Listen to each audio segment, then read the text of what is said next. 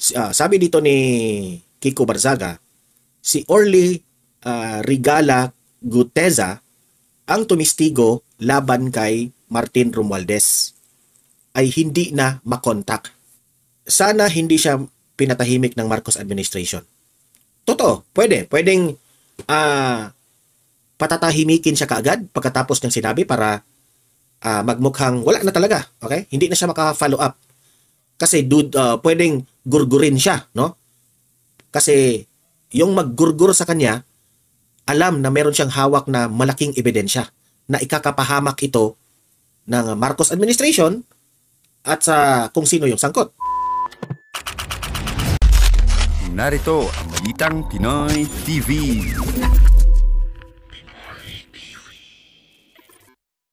Bago ang lahat, bago natin ito pag-uusapan, help me po na i-like muna ha at i-share itong video na ito para guys kakalat ito sa taong bayan. Okay, like and share para maraming makalam. And also guys, paki-subscribe at paki-follow ito para lagi kayong updated sa mga balita na kagaya nito at ma-notify ang inyong mga cellphones kung meron tayong breaking news. Okay? Magre-react lang po tayo dito sa balita na nagtitrending ngayon sa Facebook, no? Na nasaan si Orly. Kung matatandaan natin, ito yung surprise witness, no? Na sinabi pa nga nila na witness ni Senator Rodante Marcoleta. Nasaan na raw si Orly? Pagkatapos niyang nagpakita doon sa Senado at binanggit yung mga pangalan na mga mabibigat na mga pangalan, no? Na naghahatid sila ng mga basura, which is mga limpak-limpak na pera, di ba? Hindi po biro ang kanyang mga nabanggit na mga pangalan. At kung alam po ninyo, itong si Orly ay Marines po ito.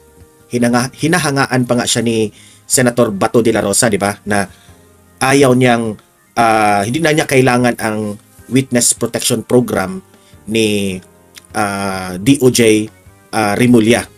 Sabi, sobra ang tapang mo naman, di ba? Yan ang Marines. In-appreciate pa ni Senator Bato.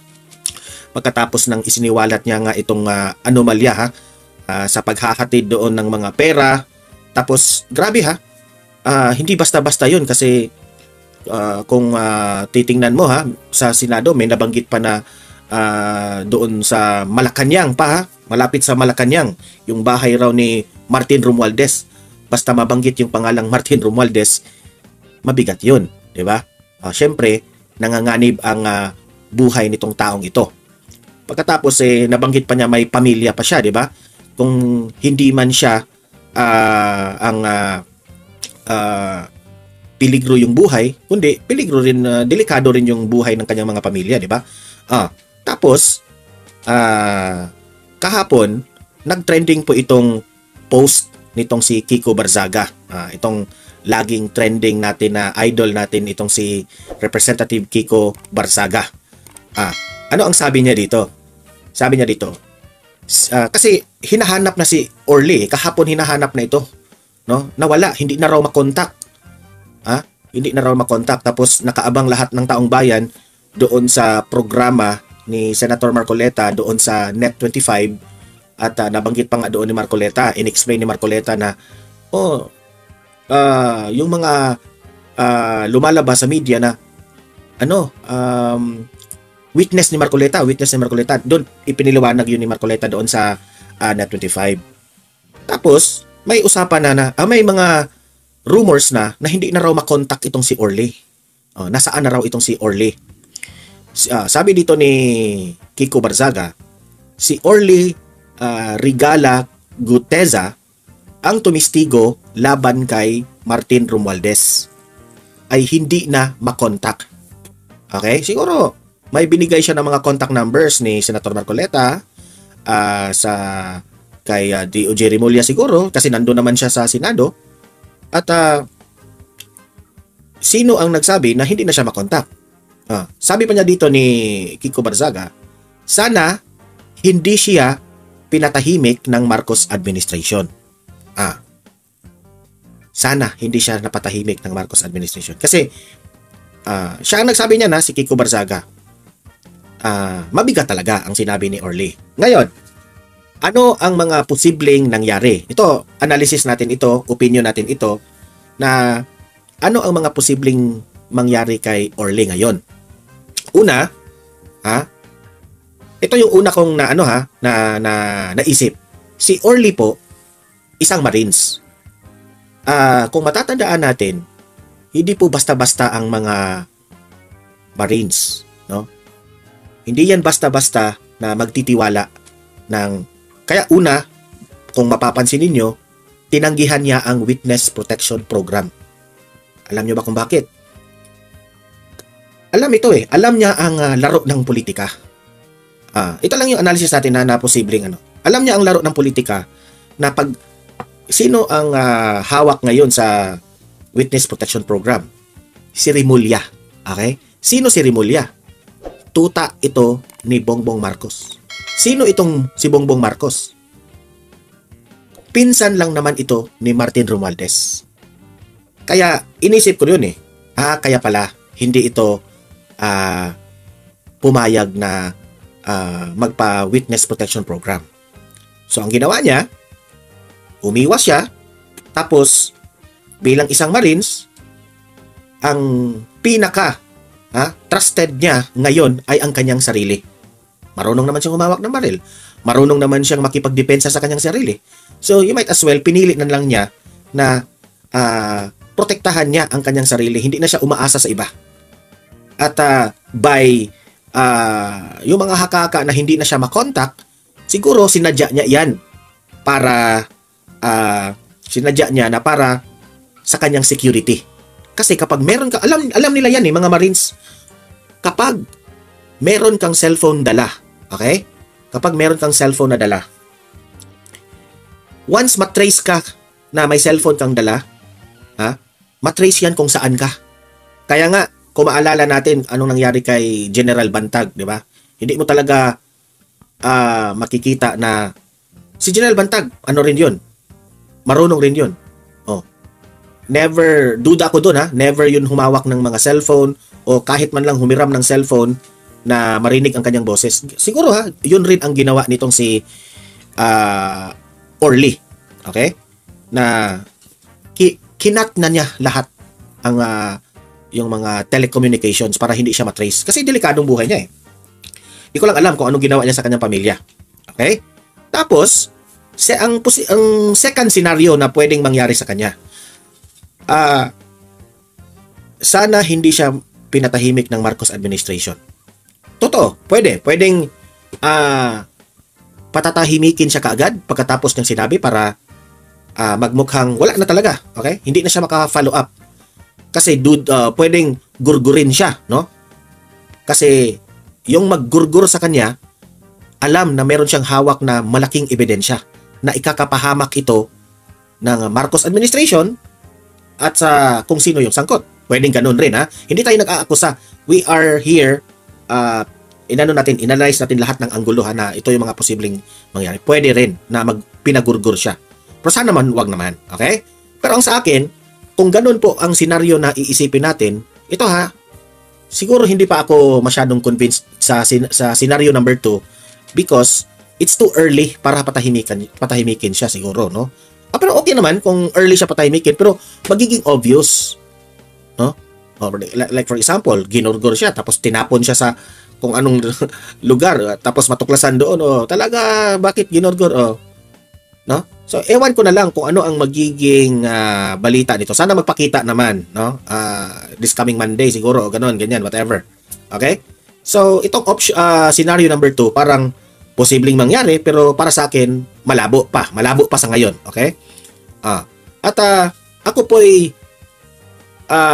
hangang-hanga dito sa bata na ito na Gen Z na Representative Kiko Barzaga kasi prangkahan itong salita, talagang walang obstacle, tuloy-tuloy sana hindi siya pinatahimik ng Marcos admin. Di ba? Hihitayin ko lang yung reaction nitong batang ito patungkol rin sa pagbitiw sa pagiging special advisor ng ICI si Mayor Magalong, no? Anong reaction niya? Part ng crime, protected witness pa rin kasi they're still testifying for the case of the government. So we have the duty to protect them. Wag ka sana, ito lang yung maipapayo ko Rimulya, wag ka sanang maging bias dito. Especially that we are talking about Romualdez at Zaldico. Okay? Huwag kang maging bias. Kasi, nung panahon po ni Teves, ni Bantag, naging bias ka eh. Di ba? Dito, tingnan natin talaga. The people is observing you, Remulla. Sana naman, di ka maging... Itong yung Teves at Bantag, ha, pananaw yun ng taong bayan na naging bias ka. Alam ko namang hindi mo yan aaminin na bias kasi you have your own opinion. Pero dito nakatutok lahat ang taong bayan sa inyo. If they ask for our protection. Sana naman di mo babayasin ito, di mo wala kang pinapanikan. Sa si Gutesa, hindi ba accessory sa crime dahil nag-deliver siya nung... Well, ano yun eh. Ang nangyari kasi dyan, you can say that, no? Pwede sabihin accessory, pero very, very minimal ang role niya sa actual crime, di ba? Kung accessory, that's more or less a very light penalty compared to the principals. Sa isang pahayag, iginiit ni Romualdez na hindi siya kailanman nakatanggap o nakinabang sa kickback sa anumang infrastructure project. Gawa-gawa lang anya ang testimonya ni Gutesa. Pilit na pilit daw ang pag-uugnay sa kanya sa mga sinasabing kickback. Imposible daw ang sinasabi Ito yung tinalakay natin kanina. ni Gutesa dahil ang tinukoy nitong pinagdalhan umano ng delivery noong December 2024, halos isang taon na noong bakante dahil nire-renovate. Malinaw anyang politikal at produkto ng coaching o pagtuturo ang mga anyay pahayag na perjurious o kasinungalingan. Hindi raw niya ito palalampasin. Itinanggi rin niya ang alegasyon kahit kailan daw hindi siya tumanggap o kaya ay nag-authorize. Kasi nabanggit yung Eric Yap eh. At yung Eric Yap, kasamahan pa talaga nila ni Tulfo sa ACT-CIS. Patay dyan. Tulfo, ipagtanggol mo itong yung kakampi, yung mga kaalyado mo. ng paghatid ng pera kaugnay ng flood control projects. Haharapin daw niya ang nag-aakusa sa tamang forum kung saan marirespeto ang kanyang karapatan sa ilalim ng konstitusyon. Sinusubukan pa naming makuha ang panig ni Ko, pero dati na niyang itinanggi. Si Ko, wala talaga. Saan talaga si Ko? Hanggang ngayon hindi nagpapakita. Nasa Spain.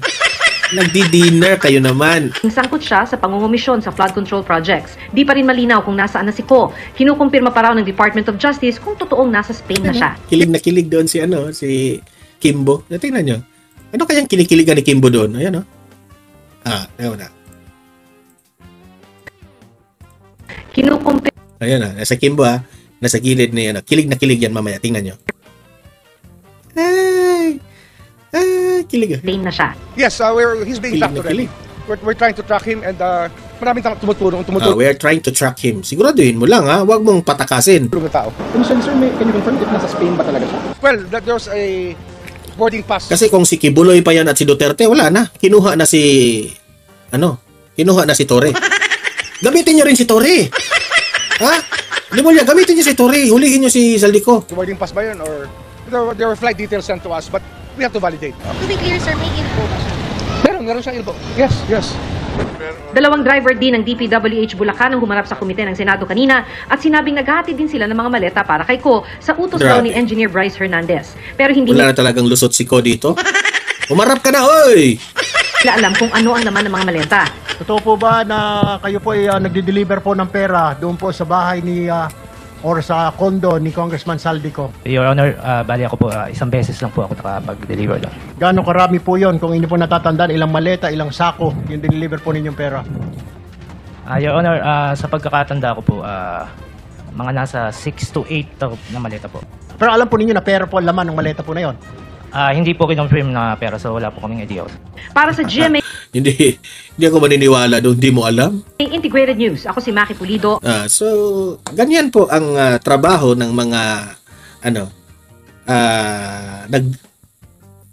tawag doon? Mga gobyernong sakim sa pera. Brad, sila yumayaman na. Tayo dito, blood and sweat pa rin yung ating ginagawa para lang maiahon ang ating pamilya, di ba?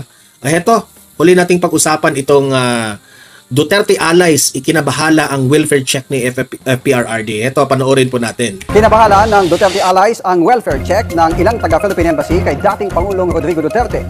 Hirit nila, baka mas mapaigsi pa nito ang buhay ng dating Pangulo. Si Hannah T. sa Politico Update. Naiyak si Senator Bato de la Rosa sa pag-aalala sa di umano'y butot balat na kondisyon ng 80-year-old na si dating Pangulong Rodrigo Duterte. Nakatanggap umano ng impormasyon si Vice President Sara Duterte na nakapasok ang ilang taga-Philippine Embassy sa detention ng kanyang ama para mag-conduct ng welfare check. Duda at umalma rito ang Duterte Siyempre, si VP Sara, papalag talaga siya. Ang embassy nakapasok yung Philippine Embassy. Utos di umano ni Bongbong Marcos. Yung welfare check. Tapos, etong mga kaalyado ni former President Duterte, sina Marcoleta, sina Panelo, kung sino mga kaalyado na gustong makausap at makita si Tatay Digong doon sa ICC, hindi pinayagan. Di ba? So, ang sabi ngayon ni VP Sara, parang unfair. Vinalulate nga, vinalulate na pinasok nila doon si Tatay Digong without the permission of the family members. Yun ang ikinasasakit ni VP Sara doon.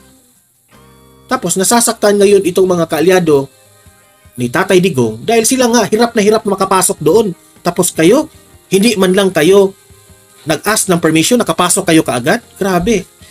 sa Senado dahil mismong ang nagsuko raw sa kanya sa ICC ang tila may kapal ng muka na bumisita sa dating Pangulo.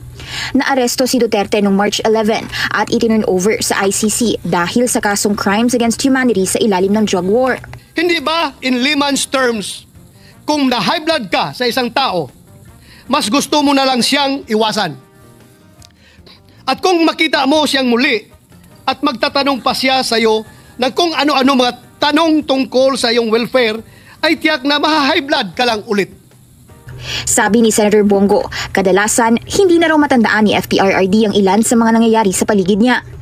Kaya naman hiniling ni De La Rosa sa mga kapwa-senador na ikonsidera ang Resolution number 18 na nag-uudyok sa Philippine government na hilingin sa ICC na i-house arrest si Duterte sa The Hague, Netherlands. Hindi naman siguro kalabisan ang hiling na yan. Sa tingin ko ay hindi naman sobra. Lalo na't magpapasko na. Ayon pa kay Senator Rodante Marcoleta, double standard daw ang ginawa ng ICC sa naging welfare check. Nung pumunta kasi siya ng Netherlands nung Mayo, hindi siya nakadalaw sa dating Pangulo dahil mga kamag-anak at legal team lang daw ang pinapayagan. Pero ang mga taga-Philippine Embassy nakapasok. Ang ICC no comment sa private situation ng isang detained person gaya ni Duterte. Pero paglilinaw nila, sinusunod nilang international standards sa pagbisita ng consular representatives sa mga nakadetain na kailangang may approval nila. Sa All Members Caucus ng mga senador sa Lunes, September 29, inaasahang ilalatag ng Duterte allies ang isyung ito. Para sa Politico Nightly, abangan natin yan September 29. Ang mga senador po. So, ito po'y nakakabahala. And it's very obvious na, unti-unti nang parang nakita na natin ang ICC, wala talaga. Biased. Ito, away politika ito Nakialam lang ang ICC. Di ba? Unang-una, hindi naman talaga nila unang-una hindi sila interesado yan kay Duterte.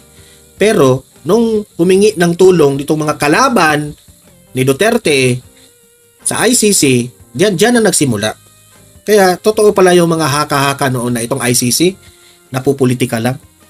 Di ba? So ayun marami tayong na topic ngayon. So libre kayong mag-comment, mag-react sa ating mga pinag-usapan. Ano ang masasabi nyo dito sa mga ginagawa ng ating mga government officials? Ito na nga mga kabalita. Ano na ang masasabi nyo patungkol sa balitang ito? Please comment down below mga kabalita. Pag-usapan natin yan sa comment section. At kung di ka pa nakasubscribe sa ating channel, baka naman